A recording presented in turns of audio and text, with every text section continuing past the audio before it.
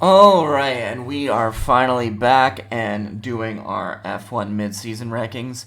I knew I should have technically done this after the British Grand Prix, and then I told myself I was going to do it after Belgium, but like I said in my Formula 2 video, I've been having some bit of mental health issues lately, and yeah, I needed a little bit of break. I'm wanting to do more videos again, but I'm really just going to be taking this very much at my own pace. I can't have a schedule, not at least while I also have another full-time job. I need to kind of focus on myself, but I do still want to put these videos out. I do love talking about F1. It's just, it takes a lot of work to actually put together all of the numbers, and I didn't really have the time and attention and focus to do it. And yeah, let's get to talking about the mid-season rankings. To clarify, I literally just watched the Zandvoort race, but I'm not taking any of that information into account. This is all everything up to and including Belgium.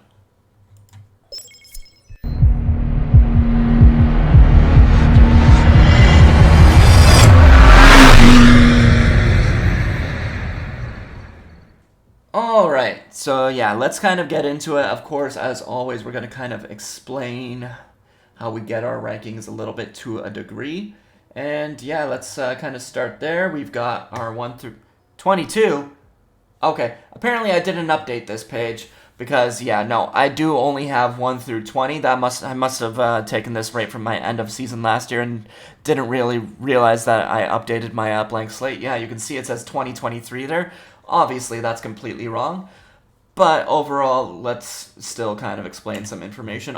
Like, as much as we obviously have the 1 through 20, what we're looking at is these green boxes that kind of generates my rating, which slates them into how they're ranking.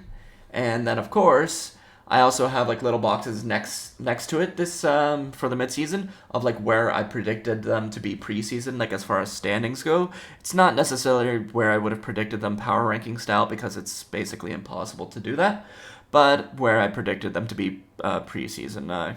So, for example, you'll see Sergio Perez, I had his number pretty high. That's because Red Bull was looking like an absolutely dominant car, so they were absolutely expected to be finishing super high. I'm going to turn that up just a little bit.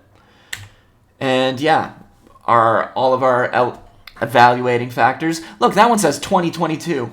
That one hasn't been updated in a couple years, but I didn't really need to... What? Why do I have random notes about someone's performance above me? But yeah, what we're going to be looking at for how we determine these ratings is a lot of information like qualifying position, times, finishing positions, race pace, how they're doing versus like their expected position on that weekend, how they're doing versus their teammates. And yeah, of course, there's variabilities that's kind of hard to account for, like DNFs. So any DNF where like the driver was not at fault, like there was clearly like an engine issue. I'm looking at, I know Zhou has had a few, Gasly has had quite a few, and like stuff like that where we can't really take their finishing position into effect because it's absolutely not their fault as a driver themselves. But meanwhile, in the complete opposite scenario, if a driver did crash themselves out of the race, cause their own issue, I'm trying to think of one that's recently happened. We've only just watched Zandvoort, and it's been so long since I've watched a race before that. I'm going to say Esteban Ocon at Monaco, a race like that where he caused his own DNF finish. He's getting heavily penalized for that. He's getting counted as an automatic P20, 0 points. He's getting compared to his teammate regardless, wherever he finished. And of course, Pierre finished really good that race, so it made Ocon look that much extra bad. Yeah. So, yeah. And yada, yada, yada. Let's start at the bottom. We're going to start off with my boy, my Florida Logan guy who I can kind of relate to, but yeah, he's not been good. Plain and simple, he's not been good. Zandvoort, it's not looking any better. And yeah, his top performance was the Hungarian Grand Prix, and honestly, I don't remember what he did there. Nothing left to really talk about at this point. Sainz has now been signed. He's probably looking towards an IndyCar deal as soon as possible.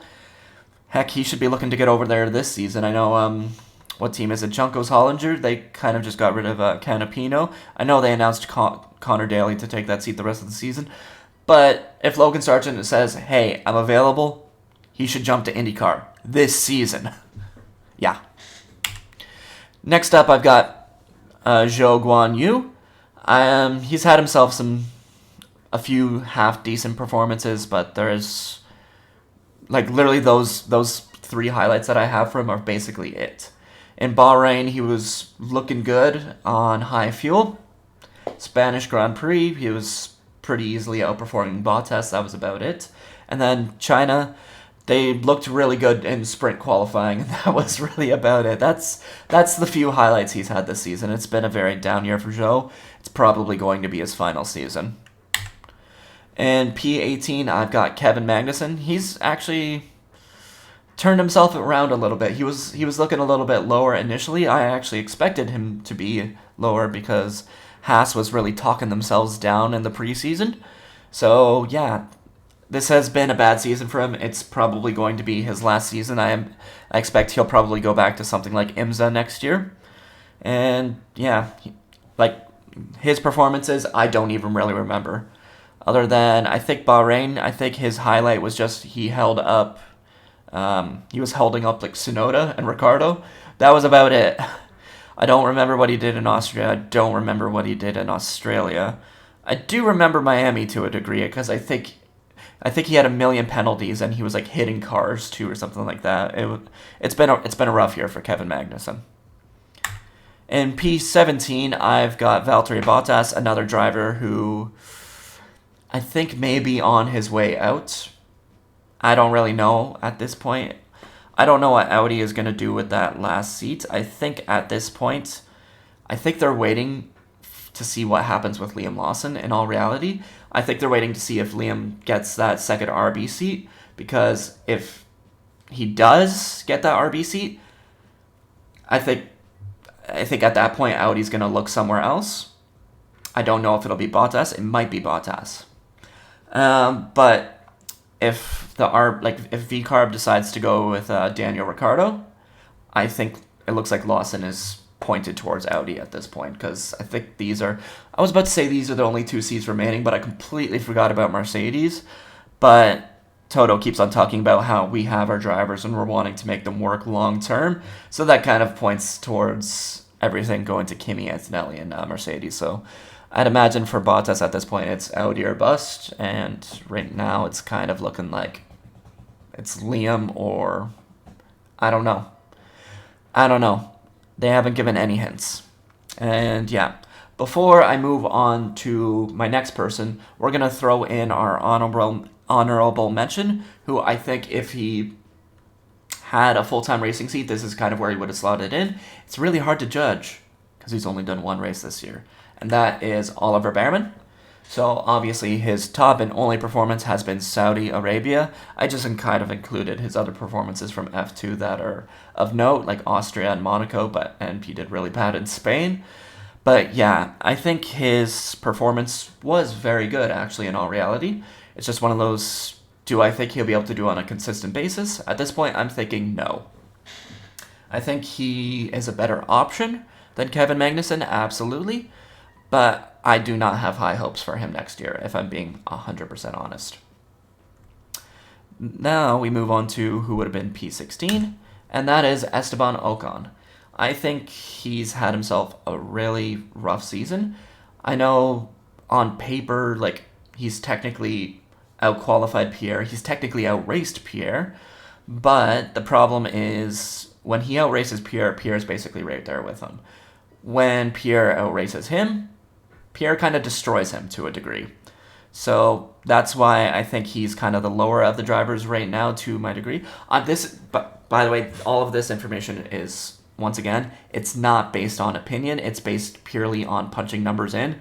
And then my algorithms formulated it all for me. And this is where my formula has put Esteban Ocon this season, down in P16. he's kind of caused some of his own problems to a degree, and it's just not consistent enough. I think Alpine have an awful car, and that doesn't really help his situation. But yeah. And P15, I got Daniel Ricciardo. I think he's another driver having a disappointing year. He was really hoping to be promoted to that Red Bull seat. And in all reality, don't I don't blame Red Bull for keeping Perez over Ricciardo, but I wouldn't blame them at all for just also scrapping Perez for Ricciardo, because I think it's one of those nothing to lose situations at this point. Yeah. I think he's had a rough year. He's had a few good moments, to be fair. Looking at Canada, China, and Belgium. I know I could have put Miami there, but he turned it around so badly in the main race. He did good in the sprint. I'll fully admit he did good in the sprint, but he was so bad in the main race that kind of like completely balanced his performance out. And then he was awful at Australia. Yeah.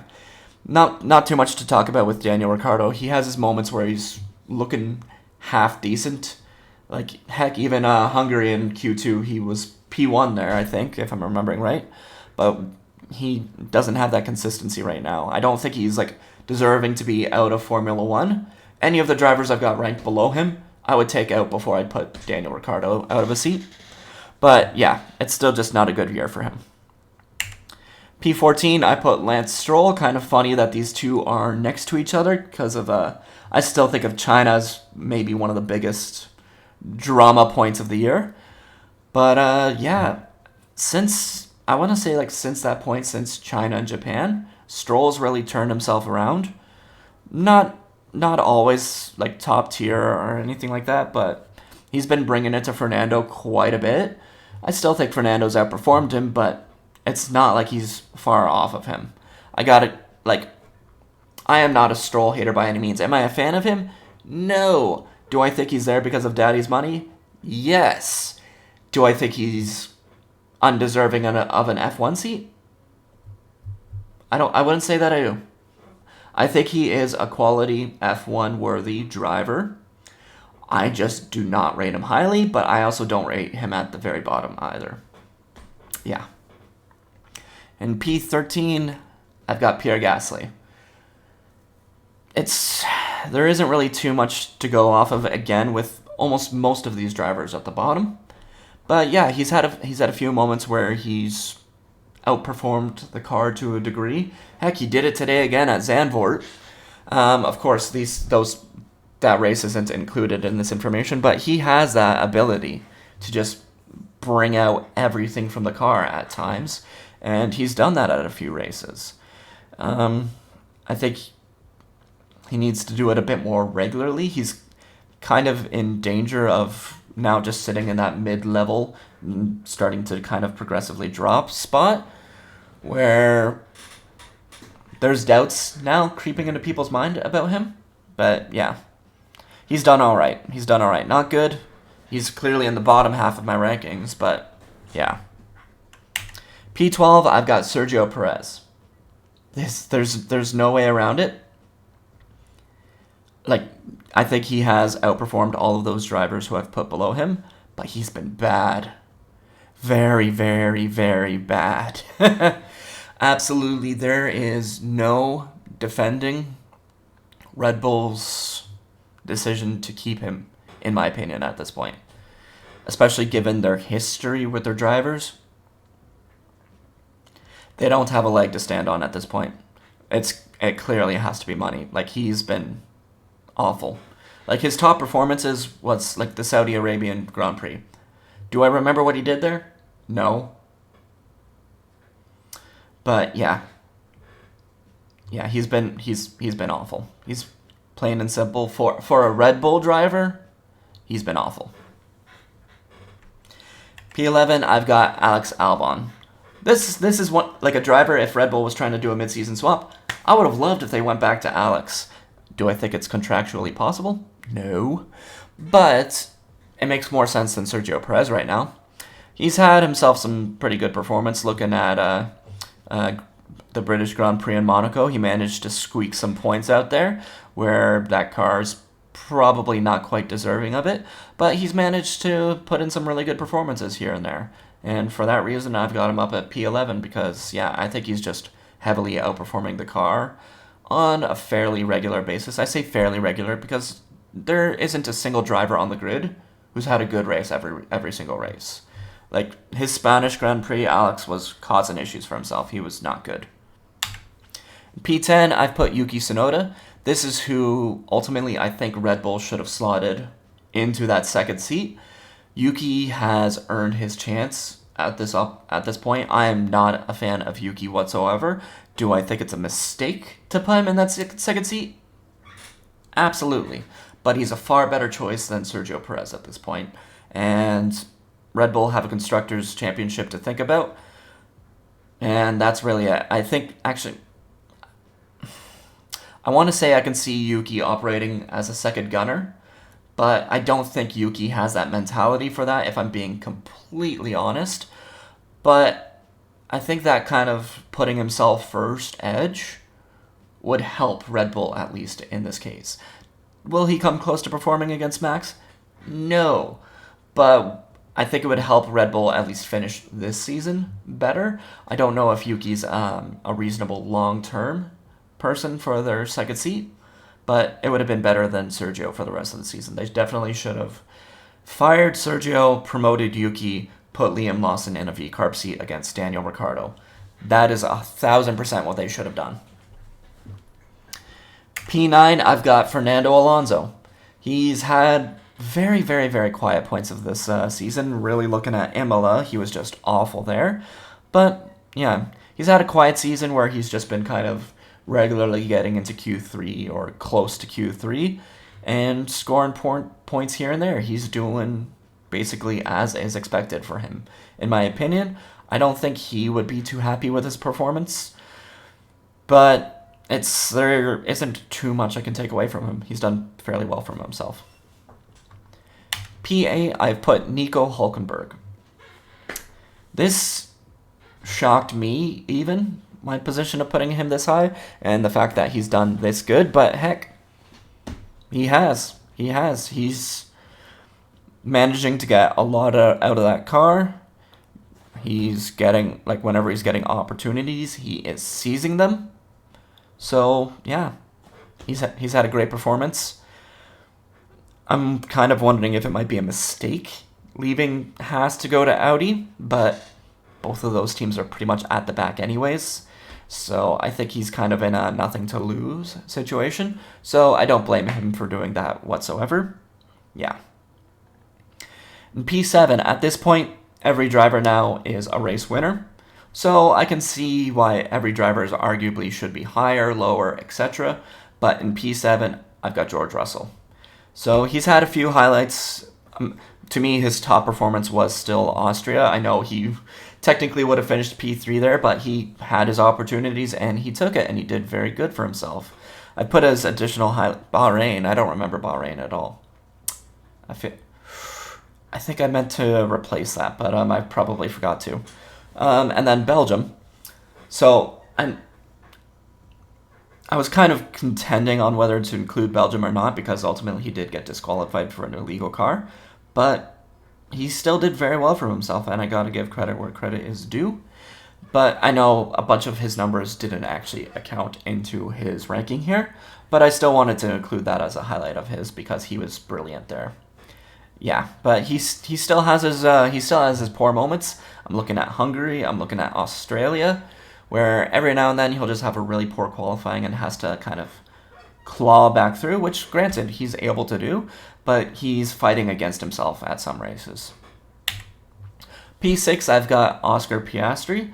He's done really well for himself. This is, in my opinion, a huge step up from him from last year. An absolutely huge step up from him.